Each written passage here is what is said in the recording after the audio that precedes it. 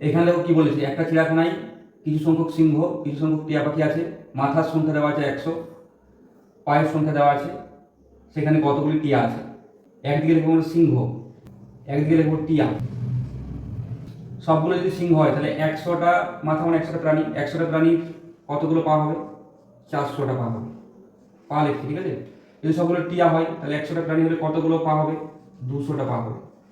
আমাদের টোটাল পা কতগুলো দেওয়া আছে এখানে? 290।